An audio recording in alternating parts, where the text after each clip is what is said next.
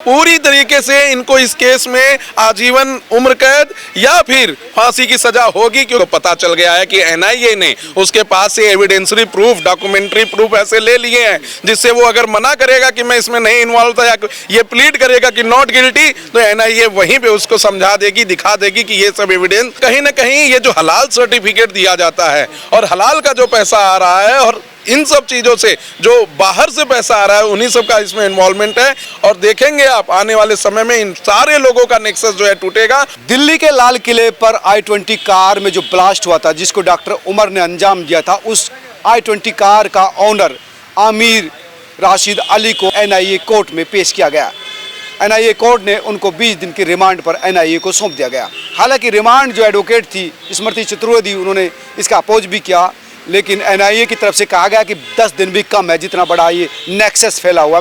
Court में क्या हुआ, अब क्या होगा, मेरे साथ बात करने के लिए सीनियर एडवोकेट विशाल जी है। विशाल जी, पेशी हुई है, 10 दिन की रिमांड किया, तो क्या हुआ, क्या अब होने वाला है? ये आर्टिकल 21 के अंतर्गत और आर्टिकल 22 जो कॉन्स्टिट्यूशन ऑफ इंडिया है उसके अंतर्गत कहा जाता है कि जब कोई ऐसा व्यक्ति गिरफ्तार होगा तो विद इन 24 आवर्स उसको बिफोर द कोर्ट प्रेजेंट करना होगा और 24 घंटे के अंदर इनको प्रेजेंट कर कोर्ट से यह सहमति ली गई कि 10 दिन का इनको रिमांड दिया जाए, क्योंकि ऐसे कई सारे स्लीपर सेल अभी पूरे भारत में फैले हुए हैं, ना सिर्फ दिल्ली में, ना सिर्फ गुजरात में, ना सिर्फ लखनऊ में, पूरे भारत में इनका सेल है। और कल के दिन 18 घंटे पहले की बात बता रहे हैं, जो i20 की ओनर है और एक महिला और गिरफ्तार हुई है इस पूरे कनेक्शन के बीच। तो कहीं ना कहीं इसमें बहुत कुछ आना है और एनआईए का साफ साफ कहना था कि इवन कि 10 दिन भी जो है वो कम पड़ जाएंगे इसकी जांच करने के लिए, क्योंकि इतने मात्रा में एक्सप्लोजिव जो बरामद हुए हैं, इन्होंने कैसे देश के अंदर रह के किस केमिकल को खरीद कर इस पूरे नेक्सस को अंजाम दिया है, ये देखने वाली बात है। और दूसरी चीज इसमें जो है कि अब ये जो मृत्यु की संख्या है वो बढ़ गई है, क्योंकि अभी कुछ दिन पहले हमने देखा कि कुछ साइंटिस्ट जो एफएसएल रिपोर्ट के लिए इसका जांच कर रहे थे, एक धमाका इसी चीज से कश्मीर में भी हुआ और उसमें भी कम से कम 17 से 20 लोगों की मरने की खबर है। तो ये कहीं ना कहीं मामला बहुत बड़ा है।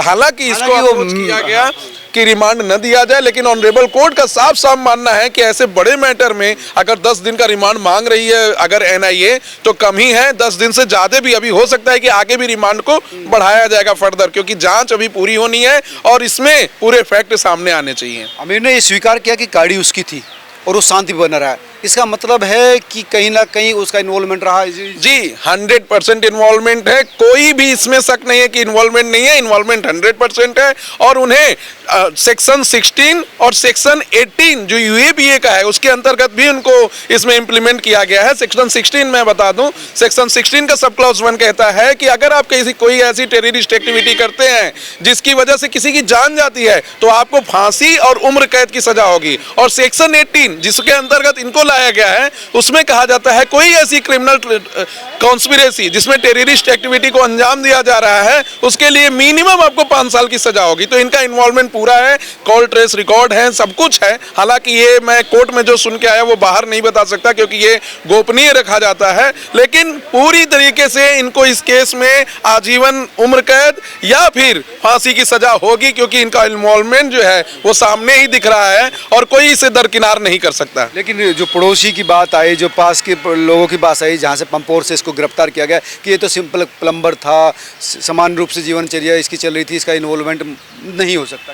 जी देखिए, ऐसे बयान पहले भी जो डॉक्टर इसमें इन्वॉल्व हैं, जो ऐसे हमले हुए आत्मघाती हमले जिसमें वो थे, ये तो नहीं ये आत्मघाती हमला था, सुसाइडर बम्बर था। जी सुसाइडर जो बम्बर था इसके पहले, उसकी भी बहन और खाला कह रही थी कि अरे ये तो बहुत सीधा और होनहार बच्चा था पढ़ने वाला। लेकिन अंत में क्या हुआ कि आप सभी देखें कि उनके जो कलीग डॉक्टर हैं और जो अदर लोग हैं जो उनसे यहाँ पेशेंट थे, उन्होंने कहा कि इसका बिहेवियर सही नहीं था। तो ऐसे लोगों को बचाने के लिए मानवतावादी लोग सामने आ जाते हैं और यही कहते हैं कि बड़ा शांत था। शांत ऐसे लोग नहीं होते, ऐसे लोग पूरे समाज के लिए आत्मघाती बम जैसे हैं। इनको जेल में रखें और हो सके तो 6 महीने के अंदर ट्रायल कंप्लीट करके इनको फांसी भी अगर चढ़ाना पड़े, अगर इम्प्लीकेट होते हैं तो इन्हें फांसी दिया जाए। डॉक्टरों का नक्सस विशाल जी, बड़े हाई प्रोफाइल हाईली एजुकेटेड लोग इसमें मिले हैं।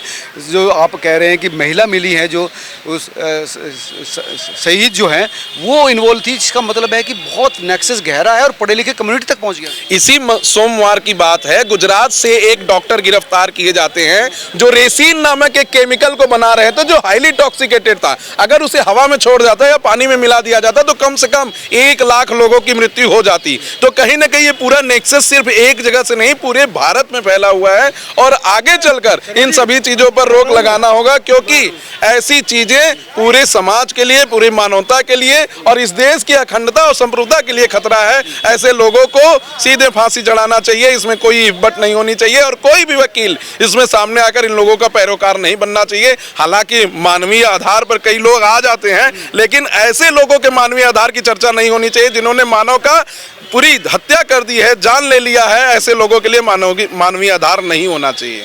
लेकिन ये जो इस राशिद बिल्कुल मतलब इसने अपोज भी नहीं किया, ये भी नहीं कहा, जो उनकी रिमांड एडवोकेट थी कि उसने ये भी नहीं कहा कि मैं इन्वॉल्व नहीं, शांत बना रहा है। इसका क्या मतलब, इस बॉडी लैंग्वेज का, इस स्थिति का क्या मतलब? इस स्थिति का साफ साफ मतलब है कि उसको पता चल गया है कि एनआईए ने उसके पास से एविडेंसरी प्रूफ, डॉक्यूमेंट्री प्रूफ ऐसे ले लिए हैं जिससे वो अगर मना करेगा कि मैं इसमें नहीं इन्वॉल्व था या ये प्लीड करेगा कि नॉट गिल्टी, तो एनआईए वहीं पे उसको समझा देगी, दिखा देगी कि ये सब एविडेंस हमने इसके फोन से, हमने इसके जगह से, हमने इसके इन्वॉल्वमेंट से पाया है और ये कॉल डिटेल है। आज के समय में कुछ भी आप करते हैं वो सब अगर कोर्ट लाना चाहे, पुलिस लाना चाहे तो ऑन रिकॉर्ड ला सकती है। और इसको कहीं ना कहीं भली बात ही पता था कि इन्होंने ये क्राइम किया है और ये क्राइम नहीं है, जघन्य अपराध है। इसमें मरने वाला हर कोई है, हिंदू भी है, मुस्लिम भी है। तो मुस्लिम भाई भी इसमें सामने आकर ये ना कहें कि ये गलत हो रहा है, ये जो हो रहा है बिल्कुल सही हो रहा है। तो इसके अलावा i20 गाड़ी थी, इसके अलावा भी कई गाड़ियों के इन्वॉल्वमेंट की पता चली है। तो ये जो पैसा आ रहा था, 2-2 लाख की गाड़ी इसने खरीदी है हमारी, तो ये प्लम्बर होने के नाते इतना इन्वेस्टमेंट ये गाड़ियों पर, उन चीज़ों पर कैसे कर सकता है? तो इसके पीछे भी मनी ट्रेल भी पता चलना चाहिए। जी, मनी ट्रेल जरूर है। अभी हम लोग कुछ दिन पहले देखेंगे तो उत्तर प्रदेश में जलालुद्दीन नाम का एक व्यक्ति गिरफ्तार होता है और उसने कम से कम 500 करोड़ इन्वेस्ट किए थे इसलिए कि हिंदू लड़कियों को कन्वर्ट किया जाए मुसलमान में। और उन्होंने पूरा एक रेट लिस्ट बना दिया था कि ब्राह्मण की लड़की होगी तो 18 लाख, ठाकुर की लड़की होगी 16 लाख और अन्य बिरादरी की लड़की होगी तो ऐसे ऐसे करके पूरा बना दिया था। तो कहीं ना कहीं ये जो हलाल सर्टिफिकेट दिया जाता है और हलाल का जो पैसा आ रहा है और इन सब चीज़ों से जो बाहर से पैसा आ रहा है उन्हीं सब का इसमें इन्वॉल्वमेंट है। इसमें कम से कम 20 से ज़्यादा गाड़ियां हैं। अभी पुलिस ने बहुत सारी गाड़ी को प्राप्त कर लिया, अभी बहुत बाकी है प्राप्त करना। और देखेंगे आप आने वाले समय में इन सारे लोगों का नेक्सस जो है टूटेगा और हमारी जांच एजेंसियां, हमारी पुलिस इसमें त्वरित कार्रवाई करके ऐसे सारे लोगों को इन्वॉल्व करेगी, उनके ऊपर केस बनाएगी जिन्होंने इसमें इन्वॉल्वमेंट अपना दिखाया है। एनआईए ने क्या क्या चीज़ें रखी कोर्ट के सामने, क्या क्या फैक्ट रखे, क्या क्या तर्क रखे?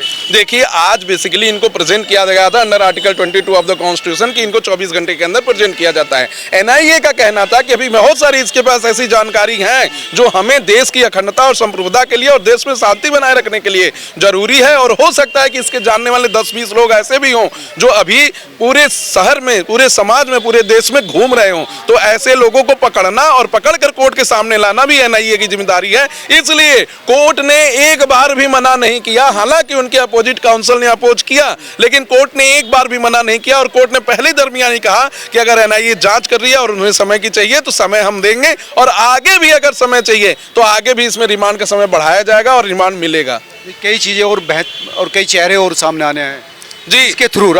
देखिए, अभी प्रेजेंट में एनआईए का मानना है कि 30 लोग इसमें इन्वॉल्व हैं। कई लोगों की गिरफ्तारी हो चुकी है, कई लोग सामने आ भी चुके हैं, कई लोग भाग रहे हैं और हो सकता है कि ये 30 जब गिरफ्तार होंगे तो इनके पास से 300 लोगों की लिस्ट मिले। तो कहीं ना कहीं ये पूरे देश में जो ऐसा चल रहा था और इनकी जो मंशा थी, पहला लखनऊ का आरएसएस ऑफिस, दूसरा दिल्ली का आजादपुर मंडी, तीसरा गुजरात में फ्रूट मार्केट, वहां पर ये फोड़ने की थी और 26 जनवरी को लाल किले के ऊपर ये हमला करने की साजिश थी। इसको नाकाम किया गया है। हालांकि एक इसमें जो विस्फोट हुआ है वो विस्फोट इमेच्योर विस्फोट था, वो भी नहीं चाहता था कि ये विस्फोट हो, वो तो बस जो इम्प्लांट था आईईडी उसको कहीं और ठिकाने पे लगाना चाहता था। लेकिन कुछ ऐसे रिएक्शन, सुसाइड बॉम्बर था ये मान लिया है, ये मान लिया है क्योंकि डीएनए कंफर्म हो गई है। उनकी माता का डीएनए लिया गया था, उनके घर वालों को गिरफ्तार किया गया था और उसके बाद इनका जो डीएनए मैच हो गया, जो उसमें बॉडी पाई गई गाड़ी के अंदर, उससे डीएनए मैच हुआ। तो कोई दरकिनार नहीं कर सकता कि वो इन्वॉल्वमेंट नहीं थे, वो उसी कार में थे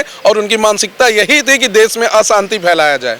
धन्यवाद विशाल जी। ये थे विशाल जी जिनका कहना था कि रिमांड और भी बढ़ सकती है और कोर्ट बिल्कुल कोऑपरेट कर रहा है और चाहता है कि जो स्लीपर सेल है, जो छुपे चेहरे हैं वो भी सामने आए ताकि इस देश में फिर कोई ऐसी जरूरत ना कर पाए। आप तमाम लोग क्या सोचते हैं जरूर बताएं। नमस्कार।